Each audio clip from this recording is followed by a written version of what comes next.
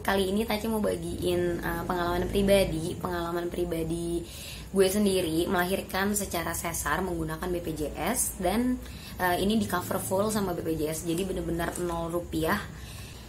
Gimana caranya? Langsung simak video aku ya. Dan untuk kalian semua yang baru mampir ke channel aku, jangan lupa bantu subscribe dan like video aku ini.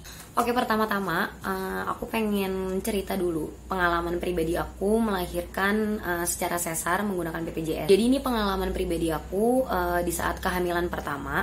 Jadi pada saat itu aku tuh dari awal kontrol dan untuk check up itu menggunakan fasilitas BPJS. Jadi aku setting fase ke-1 aku itu di klinik dekat rumah.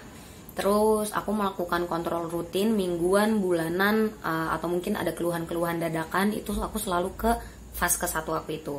Tapi untuk USG aku nggak pilih ambil di fase ke-1 itu. Jadi aku move ke klinik lain. Jadi aku tuh selama kehamilan melakukan kontrol di 2 tempat yang berbeda. Yang pertama di klinik fase ke-1, dan yang kedua itu untuk USG aku di klinik kehamilan sehat. Kenapa aku nggak pilih USG di klinik fase ke-1 aku? Karena menurut aku itu kurang worth it, dan dari segi biaya juga jauh dari klinik kehamilan sehat. Karena untuk di klinik kehamilan sehat itu sekitar 180-an itu udah USG 4 dimensi. Aku dapet video grafik dari janin yang ada di dalamnya, recordnya juga. Terus aku dapet printan dari foto USG itu juga. Dan menurut aku dengan USG di klinik kehamilan sehat itu hasilnya tuh lebih jernih gitu loh, hasil foto USG-nya nanti aku bakal masukin ya. Jadi untuk USG sendiri aku rutin setiap bulan itu di klinik kehamilan sehat. Jadi selama dari start 4 bulan sampai 9 bulan tuh aku rutin setiap 1 bulan sekali untuk USG. Kenapa aku rutin USG? Karena posisinya itu aku ibu yang bekerja pada saat itu. Jadi aku sedikit worry sama keadaan janin aku. Jadi ya untuk memaksimalkan dan untuk menenangkan hati aku juga, aku melakukan rutin untuk USG sebulan 1 kali. Nah, seperti yang tadi aku bilang, aku itu melakukan check up rutin di klinik fase ke-1 aku. Di klinik fase ke-1 itu kan ada KIA untuk ngerekam record kesehatan aku dan janin. Di sana itu aku di handle sama 3 bidan. Dan 3 bidan itu bilang satu suara kalau posisi janin aku itu udah di bawah kepalanya. Dan semuanya juga satu suara kalau kepala janin aku itu udah masuk panggul. Ini di trimester ketiga. Jadi memang karena aku posisi kerja capek banget, sometimes tuh aku suka tiba-tiba mules, tiba-tiba udah pembukaan 1, pembukaan 2. Jadi tuh aku sering banget konsumsi obat anti kontraksi. Dan dari semua suara dari bidan-bidan ini, mereka bilang kalau posisi bayi aku itu udah di bawah dan udah masuk ke panggul. Singkat cerita, di tanggal 24 April 2021 itu aku posisinya udah ambil cuti hamil di tempat kerja. Terus aku, karena itu hari Sabtu kan, terus suami aku juga lagi libur, aku memutuskan untuk kontrol ke klinik fase ke-1 aku yang di dekat rumah. Tapi kebetulan di sana tuh aku dapetin bidan yang menurut aku kurang klik gitu loh sama aku, kurang puas sama penjelasan dari dia pada saat hari itu. Habis maghrib aku tuh bilang sama suami kalau kayaknya mau USG deh. Tapi di situ suami tuh memutuskan untuk kayak berpikir kayak sayang udah nggak usah gitu loh, karena sedikit lagi juga mau lahiran kok, udah deket-deket HPL gitu, karena HPL aku itu di 8 Mei. Tapi nggak tahu kenapa ya namanya ibu punya feeling sendiri gitu kan, aku tuh kekeh untuk berangkat ke tempat USG sama suami, dan itu maksa banget. Akhirnya aku memutuskan untuk USG, dan USG nih di kehamilan sehat seperti biasa. Selama aku USG, salahnya aku tuh tipikal orang yang kurang aktif nanya sama dokter gimana keadaan janin dan lain sebagainya gitu kan. Jadi kayak cukup dengar penjelasan dari dokternya aja tanpa aku ada pertanyaan balik ke dokternya. Seperti yang tadi aku bilang, kalau di hari itu perasaan aku bener-bener gak enak banget. Jadi aku agak sedikit bawel sama dokter. Nah, aku di klinik kehamilan sehat itu di Pondok Gede, di Jalan Raya Hankam Pondok Gede. Aku di handle sama dokter Titi, dan itu berjalan biasa aja gitu. Organ tubuh bayi komplit, perkembangan otak, terus kerangka kepalanya itu semua baik gitu kan. Cuman yang agak sedikit di note sama dokter Titi tuh kenapa berat badannya nggak bertambah banyak gitu. Jadi nggak terlalu signifikan untuk penambahan berat badannya. Akhirnya setelah udah ngejalanin kontrol sama dokter Titi. Di akhir-akhir selesai USG nih, aku sempat stop dan aku tanya sama dokter, dok, untuk plasentanya gimana, untuk tali pusarnya gimana. Dan akhirnya tadinya udah mau selesai nih untuk USG, akhirnya dokter Titi mengarahkan alat USG-nya itu ke bagian tali pusar. Pas dicek, ini bener-bener di luar perkiraan banget. Ternyata tali pusar anak aku ini udah ngelilit di leher 1 kali sama di atas. Jadi dia tuh kelilitnya 2 kali, bukan di bagian kepalanya atau di badannya, bukan, cuman kelilit 2 kalinya itu di leher sama di atas, udah membuat simpul, hampir simpul mati, simpul ikatan mati. Dan ternyata ini reason dan jawaban dari kenapa berat badan anak aku tuh gak bertambah di bulan tersebut gitu. Akhirnya dokter Titi nyaranin untuk kita CTG aja ya Bu, kita cek detak jantung si anak gitu. Oke, aku iyain. Jadi di situ agak sedikit lama prosesnya. Aku di CTG itu sekitar 30-45 menit deh kalau nggak salah ya. Ini aku udah lupa banget karena kejadiannya itu udah 9 bulan yang lalu. Di video ini di record. Akhirnya di ruang CTG dicek detak jantung. Detak jantung normalnya nih kalau nggak salah lagi itu 120-130.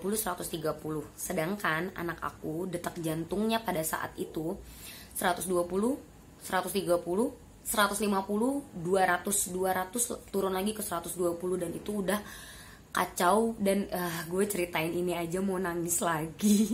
Dan ternyata tuh situasinya udah urgent banget, udah masuk ke emergency. Dan akhirnya di situ di ruang CTG gue tanya sama dokter Titi lagi, dok, untuk kepala bayi ini udah masuk panggul belum ya? Kenapa dokter Titi nggak cek posisi kepala bayi? Karena di buku KIA aku itu kan yang di record sama bidan di klinik fase 1. Itu udah memutuskan dari 3 bidan ini ya. Dari 3 bidan itu udah menulis record di situ kalau kepala bayi aku udah masuk ke dalam panggul. Dan ternyata ini lucu banget. Kepala janin belum masuk ke dalam panggul di hari itu, dan itu udah detik-detik HPL aku, udah deket banget sama HPL aku gitu kan. Kenapa dokter Titi bisa bilang kalau kepala bayi belum masuk ke panggul? Karena kepala bayi pas digoyangin itu masih gampang banget dan itu masih bergerak-bergerak gitu kan. Sedangkan normalnya kalau kepala bayi udah masuk ke panggul itu udah paten, dia nggak akan bisa goyang. Terus dari situ aku langsung kayak, aduh ini apa lagi ya gitu. Akhirnya aku tanya lagi nih, ini masih posisi di ruangan CTG. Aku tanya lagi sama dokter Titi, dok, sekitar 2 atau 3 hari yang lalu aku habis dari klinik fase ke-1 aku, dan hari itu aku kontrol karena tiba-tiba aku mules lagi beberes rumah, terus tiba-tiba perut aku kram, mules beberapa kali walaupun belum deketan untuk mulesnya, tapi aku akhirnya lari ke klinik. Pas di klinik dicek dalam, posisinya itu aku udah pembukaan 2, berarti itu aku posisi kehamilan di 8 bulan jalan ke 9, jadi belum nginjek ke 9 bulan ya. Terus akhirnya dokter Titi memutuskan untuk izin ke aku dan permisi ke aku untuk cek dalam pembukaan. Pas dicek pembukaan, ternyata di hari itu aku masih stay pembukaan 2 dan gak berlanjut. Dan pas dicek lagi sama dokter Titi, kayaknya ini nggak memungkinkan untuk melahirkan normal, karena kalau memang harus melahirkan dan dipaksakan melahirkan normal, jadinya kemungkinan besar harus ada yang mengalah, gue atau anak gue. Terus pas dicek lagi, selain dari faktor-faktor yang tadi, ternyata juga panggul gue itu terlalu kecil. Jadi intinya di hari itu aku tuh posisi masih di kehamilan sehat. Klinik kehamilan sehat itu sebelumnya aku mau kasih tau ke kalian kalau ini hanya untuk opsi aku melakukan USG 4 dimensi. Jadi ini bukan fase ke-1 aku. Dan di hari itu karena aku masuk kayak udah emergency, akhirnya dokter Titi di sana itu tanya sama aku mau melahirkan secara pribadi atau mau menggunakan BPJS. Ya aku memilih untuk melahirkan secara BPJS gitu kan. Jadi dikasih dan dicari sama dokter Titi malam itu juga rumah sakit mana yang memang masih standby untuk IGD, emergency, dan dokter bersalinnya. Dicari juga rumah sakit yang memang menyediakan untuk pembayaran BPJS. Akhirnya aku dikasih beberapa opsi, kalau nggak salah waktu itu ada sekitar 5, tapi yang 3 itu posisinya jauh banget, dan yang menurut aku terdekat dari rumah tuh cuma 2. Yang satu di rumah sakit deket banget dari rumah, tapi aku punya track record di sana yang gak bagus sama dokternya, aku ngerasa gak cocok. Dan yang kedua itu agak sedikit jauh, itu ada di rumah sakit Helsa Pondok Gede. Jujur aja aku gak pernah kontrol berobat atau apalagi check up kehamilan di sana. Itu dadakan aja aku memilih untuk Rumah Sakit Helsa. Dan akhirnya jadi langsung hubungin Dokter Budi Samudra di Rumah Sakit Helsa Pondok Gede. Di sana diiyakan sama Dokter Budi Samudra untuk melakukan operasi aku gitu kan. Jadi di malam itu aku langsung dilarikan ke IGD. Aku tuh agak sedikit panjang sih ceritanya, karena itu aku balik lagi ke rumah untuk ambil barang-barang bayi dan barang-barang aku. And then aku baru masuk ke UGD itu sekitar jam 12 atau setengah 1 malam. Di sana itu yang diambil tindakan pertama pastinya oksigen, yang kedua infus, yang ketiga swab, karena aku posisi melahirkan di tengah-tengah pandemi COVID. Tapi posisi malam itu dari ruang UGD, setelah swabnya udah keluar hasilnya, itu aku langsung dipindahin ke ruang bersalin. Di ruang bersalin aku diambil tindakan di sana gitu kan untuk janin dan diri aku sendiri. Aku tunggu sampai pagi, sampai Dokter Budi Samudra datang. Pas pada saat Dokter Budi Samudra datang, itu aku melakukan USG 2 dimensi dulu di ruang bersalin. Terus akhirnya dipindah ke ruang USG 4 dimensi untuk cek dan make sure kondisi bayinya. Setelah itu aku langsung masuk ke ruang observasi untuk nunggu antrian sesar, karena di hari itu kalau nggak salah ada sekitar 8 atau 10 orang gitu yang sesar juga, dan aku tuh ada di antrian ketiga atau keempat, aku juga lupa. Jadi itu pengalaman pribadi aku melakukan operasi sesar dengan BPJS dan semuanya full di cover. Yang pertama dari fasilitas yang aku dapetin di ruangan UGD, yang kedua swab, yang ketiga obat-obatan dan segala macam tindakan yang dilakukan di ruang bersalin, USG 2 dimensi, USG 4 dimensi. Terus yang keempat itu ada ruang rawat inap selama 3 hari di rumah sakit. Itu udah termasuk obat-obatan rutin yang harus aku minum setiap harinya setelah pemulihan, dan makan pagi, siang, sore. Kelima, aku juga nggak ada biaya apapun, malah bayi aku itu langsung dicantumin ke BPJS aku.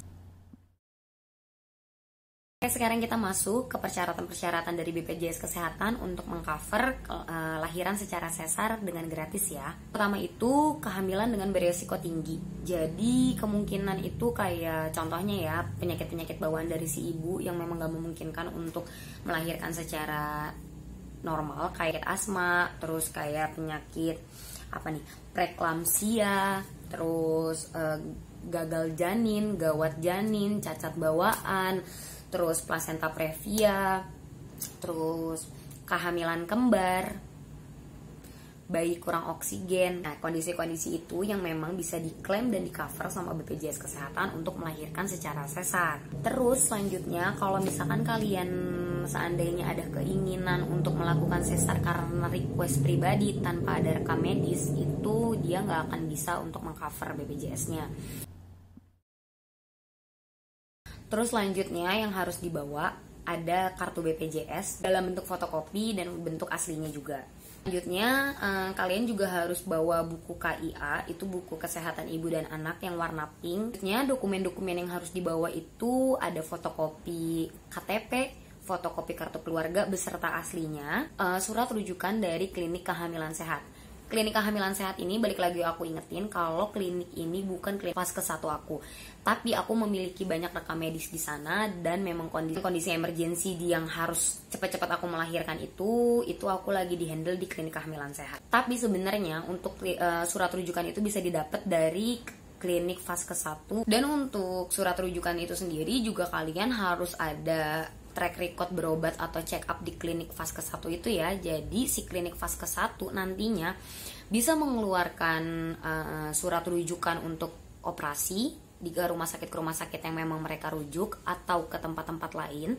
Surat rujukan itu dengan berdasarkan data kesehatan atau track record kesehatan kalian di klinik tersebut. Selanjutnya, untuk biaya bayi setelah melahirkan, itu aku jujur seperti yang tadi aku ceritain, aku nggak mengeluarkan biaya sepeser pun untuk bayi. Kenapa untuk biaya bayi aku nggak dibebanin? Karena rumah sakit yang tempat aku bersalin ini, rumah sakit swasta ini, worth it banget. Mereka ngebantu aku dan suami untuk memasukkan calon bayi ke dalam BPJS Kesehatan aku. Jadi kayak tindakan-tindakan setelah melahirkan untuk bayi itu udah langsung di cover sama BPJS. Balik lagi, nggak semua semua rumah sakit swasta atau rumah sakit tempat kalian nantinya bersalin itu mau atau membantu memasukkan si calon bayi ke dalam BPJS kesehatan kalian. Jadi di awal kalian tuh harus tahu dulu klinik fase ke-1 kalian itu rujukan rumah sakit besarnya kemana. Yang kedua, rujukan rumah sakit besar itu biasanya tuh lebih dari 2 opsi. Kalian tuh bisa pilih di mana tempat terdekat yang mungkin kalian akan melakukan operasi di sana. Terus yang ketiga, datang ke rumah sakit besar tersebut dan tanya di sana itu untuk bayi bisa difasilitasin nggak untuk pendaftaran ke BPJS Kesehatan si ibu. Dan kalau misalkan memang rumah sakit itu bersedia untuk membantu si calon bayi ke dalam BPJS Kesehatan, kemungkinan seperti aku, jadi nggak akan ada dikenakan biaya sepeser pun untuk si bayinya juga. Dan oke, untuk selanjutnya aku mungkin akan lebih banyak sharing ke kalian tentang pengalaman melahirkan dan hamil aku. Kebetulan alhamdulillah di hari ini aku buat record video ini nih tanggal 15 Januari 2022. Alhamdulillah aku lagi hamil lagi yang kedua. Jadi mungkin aku akan lebih banyak sharing tentang pengalaman hamil aku yang pertama atau yang sekarang. Dan juga aku juga mungkin akan lebih banyak sharing tentang ibu dan anak. Jadi buat kalian yang memang masih butuh banyak masukan atau mau aku sharing lebih banyak lagi, bisa bantu di kolom komentar. Dan juga buat kalian yang memang menurut kalian video dari aku ini kurang informatif, bisa bantu di kolom komentar kira-kira lebih bagus ditambahin apa lagi. Atau mungkin ibu-ibu senior bisa kasih aku masukan tentang informasi yang udah aku share ini. Mungkin ada salah-salah atau ada kurang. Jadi kalau misalkan menurut kalian bisa ditambah, bisa bantu ditambah ya. Oke, terima kasih yang udah nonton video aku sampai akhir. Sekian video yang aku mau sampaikan, informasi-informasi tentang BPJS Kesehatan dan operasi sesar yang aku alami kemarin. Semoga informasi dari aku berguna. Buat kalian yang mau bantu support video aku dan channel aku, bisa bantu klik subscribe dan loncengnya. Dan jangan lupa juga untuk di like biar aku semakin semangat membuat video. Terima kasih, see you next video.